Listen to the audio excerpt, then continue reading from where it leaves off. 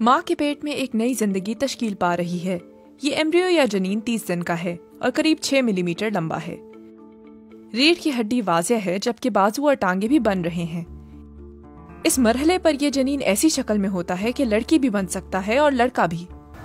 ہماری شخصیت کیسی ہوگی اس بارے میں تمام تر معلومات یا یوں کہہ لیں کہ ہدایات ایک جینیاتی کوڈ میں موجود ہوتی ہیں۔ یہ کوڈ دراصل ہمارے والدین سے ہم میں اس وقت منتقل ہوتا ہے جب ہمارا وجود ہماری ماں کے پیٹ میں تشکیل پاتا ہے۔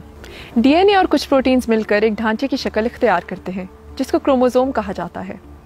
ہمارے جسم کے ہر خلیے میں 46 کروموزومز پائے جاتے ہیں جو کہ جوڑوں کی شکل میں موجود ہوتے ہیں، یعنی کہ کل ملا کر 23 جوڑے۔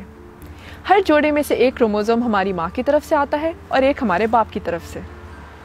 کروموزومز کے ان 23 جوڑوں میں سے ایک جوڑا بچے کی جنس کا تعین کرتا ہے جو کہ عموماً 23واں جوڑا ہوتا ہے۔ قدرتی طور پر ایک عورت صرف ایکس کروموزوم ہی بچے تک منتقل کر سکتی ہے، جبکہ ایک مرد یا تو ایکس یا پھر وائی کروموزوم بچے تک منتقل کر سکتا ہے۔ ایکس کروموزوم کے امتزاج سے ایک بیٹی پیدا ہوتی ہے، جبکہ ایکس وائی کروموزوم سے ایک بیٹے کی پیدائش ہوتی ہے۔ لیکن یہ عمل اس سے کہیں زیادہ پیچیدہ ہوتا ہے۔ جنس کا تعین جینز اور ہارمونز کے باہمی تعامل سے ہوتا ہے اور اس کے علاوہ دیگر عوامل بھی شامل ہوتے ہیں۔ چھٹے یا 7ویں ہفتے میں یہ جنین بڑھ کر 1 سینٹی میٹر تک لمبا ہو چکا ہوتا ہے۔ عام طور پر ایک نر کی تشکیل کی ابتدا پریمیٹیو گونادز یا بنیادی جنسی غدود کے خصیے بننے سے ہوتی ہے۔ خصیے ٹیسٹوسٹیرون خارج کرتے ہیں جو ایک نر کی تشکیل کے لیے ایک اہم مرحلہ ہوتا ہے۔ یہ ہارمون دیگر عوامل کی مدد سے خصیوں کی نالیوں، مادہ منویہ کو محفوظ کرنے والی تھیلیوں اور پروسٹیٹ غدود کی تشکیل کی وجہ بنتا ہے۔ ساتھ ہی جنسی اعضاء تشکیل پانے لگتے ہیں جن میں مردانہ جنسی عضو اور اس کے اوپر کی جلد وغیرہ شامل ہیں۔ عمومی طور پر لڑکی یا مادہ بچے کی تشکیل پریمیٹیو گونادز یا بنیادی جنسی غدود کے اووریز یا بیضہ دانی کی شکل اختیار کرنے سے شروع ہوتی ہے۔ اس صورت میں ہارمون اسٹریڈیول کا خراج ہوتا ہے۔ نر بچے کی تشکیل کے لیے جہاں ٹیسٹوسٹیرون ایک اہم کردار ادا کرتا ہے، اس کے برعکس مادہ بچے کی تشکیل کے لیے ایسٹریڈیول ضروری ہوتا ہے۔ اس کے زیر اثر انڈوں کو لانے والی فلوپین ٹیوبز اور وجائنا یا اندام نہانی کا اوپری حصہ تشکیل پانے لگتے ہیں۔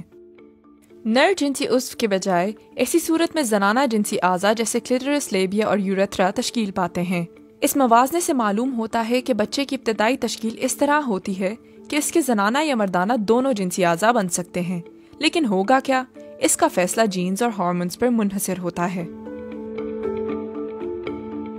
لیکن جنس کے تعین کے اس عمل میں کئی دیگر عوامل بھی اثر انداز ہو سکتے ہیں۔ مثال کے طور پر اینڈروجن انسینسٹیوٹی سنڈروم کی صورت میں یہ غیر واضح جنسی خصوصیات کی ایک عام وجہ ہے۔ ابتدا میں ایمبریو کی نشو و نما بظاہر ایک نر بچے کی صورت میں ہوتی ہے۔ اگر عورت کے بیضے اور مرد کے سپرم کے ملاپ سے وجود میں آنے والے ایمبریو میں ایکس اور وائی کروموزوم ہوں تو جنسی غدود خصیوں کی شکل میں بڑھیں گے۔